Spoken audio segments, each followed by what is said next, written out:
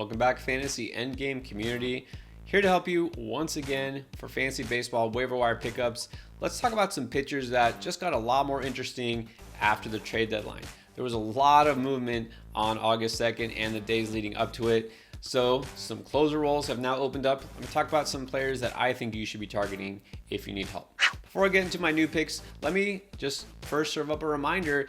Last week, I talked about Jose Quintana, said that he was a guy that if he was moved from Pittsburgh to a contender, would immediately get a big boost in value, and that's exactly what happened. On the St. Louis Cardinals, great spot for him, and stays in the same division, but now he gets to face his former team, and that's going to help him a lot. So this guy has been pretty solid, 3.50 ERA, 1.27 WHIP, but only 3 wins on the season, because he was languishing in Pittsburgh, but now he goes to a team that's probably going to win the division. So going to give him a huge boost there with wins, solid ratios. No, he's not going to strike out a ton of batters, but still, this is a guy who's worth rostering, I think, in most 12-team leagues or deeper. Now, another veteran who was traded, somebody who really wasn't super interesting for fantasy, but definitely got a lot more interesting as well, and that's Jake Odorizzi. He now moves to Atlanta, which, needless to say, very good contender, good chance to get some wins. Look, he's a veteran, he's been around a while. He's got solid, not amazing, but solid ratios, has a 3.75 ERA in the season, 1.15 WHIP, 46 strikeouts in 60 innings. Not the best, but you know what? It'll pass if he can get you now, like I said, decent ratios and some wins. So if you need help, kind of the back end of your rotation, it's an easy add. It's a guy who's kind of floating out there in a 3/4 of fantasy leagues. So somebody who probably just got a little bit more interesting and a lot less risky than a lot of these young pitchers that are out there as far as starting. Now, here's a young starting pitcher I am interested in, and that is Kutter Crawford of the Red Sox. Kind of waiting to see if he was for real. You don't want to pull the trigger too soon in these guys, but now he's had enough time. I'm a believer. He hasn't really had a bad start yet. And here's the thing. You look at his season-long stats, not overly impressive, but he started out as a reliever. He's been a lot better since he joined the rotation. As a starter this year for Boston, a 3.11 ERA, 1.06 WHIP, and he's striking out pretty much a batter per inning.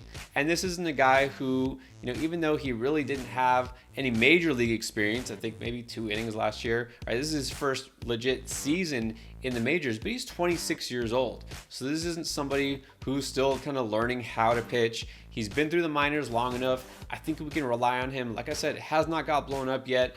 So Crawford is definitely a guy worth adding, not just streaming, but I think adding and maybe keep him in your rotation for the long haul.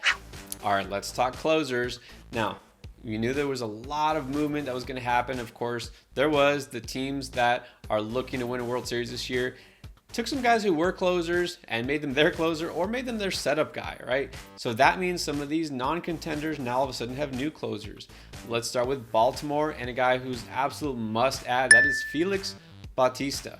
All right, we kind of figured Jorge Lopez would get moved. He did, went to Minnesota, and so now Baltimore, it wasn't a sure thing because that's the thing. Baltimore had actually started winning a little bit before the break. Thought maybe they would make a push to be a playoff team. And no, of course they didn't. Okay, they traded Mancini.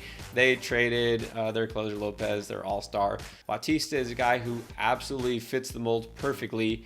Talk about a flamethrower. He hits 99 on the regular with his fastball. He's got a 35% strikeout rate, and now he's going to get saves.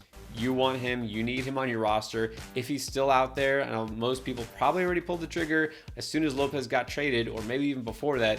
But if you're in a league where people are sleeping, or just maybe it's a shallower league, whatever this case is, if saves count in your league, add Bautista, do it now. Let's say Bautista's gone, you still need saves, maybe you lost a guy, or one of your closers now is just a setup guy. Why not try Rowan Wick? This is a guy I really thought might earn the closing job in Chicago early in the season. He didn't. David Robertson kind of came out of nowhere and became the guy and had the job, but now he has moved to Philadelphia. And the guy who was the backup, I actually mentioned him last week in my waiver wire video here, Michael Givens, who also had closing experience. He also got traded. So there you go. It's been handed to him on a platter. The job belongs to Rowan Wick. Wick has not really been lights out this season, to be honest. His expected stats, especially his xBA, his xSlugging, and his xERA are all below the 20th percentile. not too good. All right, his ratios aren't terrible. I think his ERA is somewhere in the 4s. But look, you need saves. You can't be too picky, right? There's only so many closers out there. So Rowan Wick is a guy who should get at least a few from now until the end of the season. And then the next notch down, Raisel Iglesias got moved to Atlanta. That means the Angels, assuming they ever win a game again, it looks like it might be Ryan Tepera. He's somebody who has, I guess, technically closing experience. He's got 13 saves across 8 major league seasons. Never really been the guy, but it looks like he's just next man up, right? They really don't have any other enticing options. He's been fine this year. Look, this guy with a career 3.57 ERA and 1.12 WHIP. He's okay. I can't give a ringing endorsement to him, but again, you need saves. He's a guy who's going to have a closing job. So again, probably best for deeper leagues, only if those other 2 guys I already mentioned are gone. But you know what? Tepera, he might be a guy who gets you a few saves down the stretch. And then finally, let's close with another young Marlins pitcher, but this is a guy you already know about. Talked about him several weeks ago.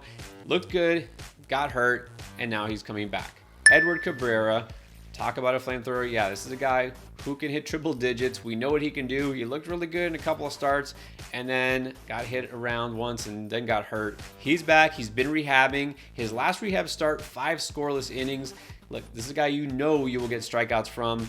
Wins, I mean, the Marlins aren't, going to make the playoffs this year again, but they'll be competitive. This isn't like the Reds are one of the worst teams in the league. So he might eke out a couple of wins. Great ballpark factor. You know this. Cabrera, talented guy. As soon as he comes back to the team, look, with Max Myers sadly out for the season with Tommy John, it looks like Cabrera's got a job waiting for him in the rotation. So look, he was probably dropped in your leagues. I don't think too many people stashed him. I'd go ahead and add him back again right now. All right, guys, hopefully this helps you down the stretch. This is our post-trade deadline waiver wires for pitchers. We'll keep doing this all over again the rest of the season because I want to help you win all the way till the final day. All right, thanks for watching.